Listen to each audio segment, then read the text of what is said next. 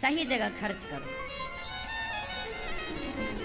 भोग विलास से भी बचो, क्योंकि भोग विलासों में आपकी एनर्जी ही वेस्ट होती है और कुछ नहीं होता। आपको लगता है कि बड़ा सुख मिल रहा है, मिलता नहीं है, आता नहीं है सुख, जाता है, जाता है। आप गवा रहे हैं, पा कुछ नहीं रहे हैं। पाने का तो केवल एक भ्रम है कि आपको सुख मिला, ये भ्रम है, मिलता मिलता नहीं है, केवल आपकी एनर्जी जाती है। लेकिन माया इतनी प्रबल है भगवान की कि भोग विलास ने आज व्यक्ति को इतना अंधा बना रखा है कि लोग उसके बिना रह ही नहीं पाते। यही तो ईश्वर की माया है। लोग समझ कहां पा रहे हैं कि हमारे लिए क्या सही है, क्या गलत है। ये चीज एक हद तक सही है। विवाह हुआ है, आप अपना एंजॉय करो, आनंद से रहो, लेकिन सदा उसी भोग विलास की ओर बढ़ना, सदा अपना मन उसी स्त्री पुरुष में लगाना, ये गलत है।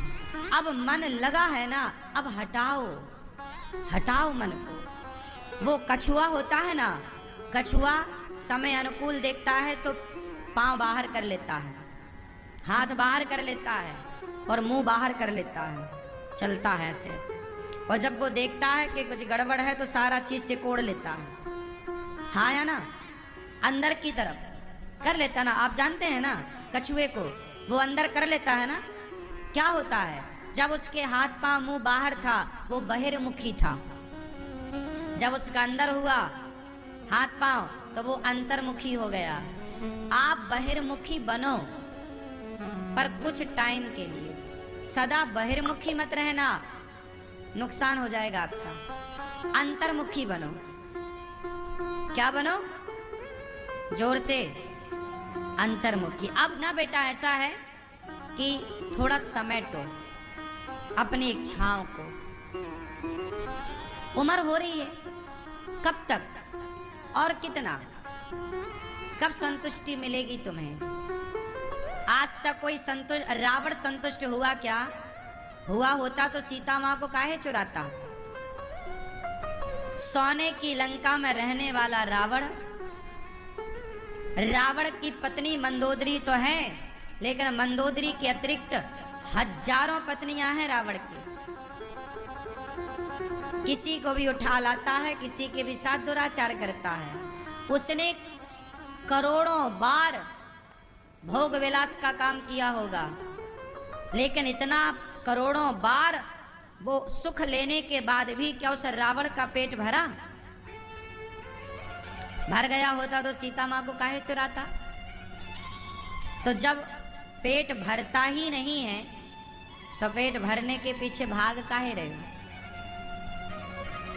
इसलिए पेट किसी का भरा हो तो उसका नाम बताओ, तुम्हारा भर जाएगा। इसलिए समझदारी यही है कि मन को धीरे से सबसे निकालो और आप निकाल कर भगवान के चरणों में अपने मन को समर्पित कर दो। धीरे धीरे कछुए की तरह अंतर्मुखी बनो। अब बहिर्मुखी बहुत हो गया, गई बहुत, थोड़ी रही। नारायण अब चेत, अब तो चेत जा। काल चिरैया चुग रही, निस दिन आयु खेत। बहुत चली गई, अब बची है, उसे भगवान में लगाओ। अपनी शक्ति को समाज की सेवा में लगाओ, अपनी एनर्जी को दीन दुखियों की सेवा में लगाओ। जो ईश्वर, देखो ये शक्ति ना क्षीण हो रही है रोज। आप 25 साल के हो ना, एनर्जी से भरे हो। 30 साल के हो ना, एनर्जी से भरे हो। 35 साल के हो ना, एनर्जी थोड़ा कम हो गई। 40 साल के हो ना, थोड़ी एनर्जी और कम हो गई। 50 साल के हो ना, एनर्जी आधी हो गई। 60 साल के हुए ना, एनर्जी बिल्कुल 75% घट गई, 25 बची। आप 80 के हुए ना, एनर्जी और कम। 90 के हुए ना, एनर्जी 10-5% रह गई, अब कुछ नहीं है। एक धक्का मार देगा कोई, लुढ़क जाओगे। ये प्रकृति ऐसे बनाती है, हमें डिजाइन करती है, समझो ना। समय के साथ आप कमजोर पड़ते हैं, अब आप जितने लोग यहाँ बैठे हैं, अब आप सब बच्चों को छोड़ करके 25 साल के आप हैं तो आप स्थिर हैं। 25 से मतलब 20 से लेकर 35 साल तक खूब एनर्जी होती है। बात सही है कि गलत है? इसी एनर्जी का सदुपयोग करना होता है। ये जो 25 साल से 35 साल की जो जवानी की एनर्जी है, यदि बच्चे इसी एनर्जी को सही दिशा में खर्च करने लग जाएं, कामयाबी में खर्च करने लग जाएं, सफलता में, तो ये सफल हो जाएंगे। और 35 के बाद तो फिर प्लस नहीं होता, हाँ या ना? 35 के बाद माइनस होगा। 40 में जाओगे, प्लस कभी नहीं हो सकता। जो ताकत आपके अंदर 25 से 30 साल के बीच में थी, वो एनर्जी 40 से 50 के बीच में हो ही नहीं सकती। क्या संभव है? उत्तर दो। फिर ईश्वर ने सबको जो प्राइम टाइम दे रखा है ना, वो 25, 20 से 35, 15 साल मानो आप।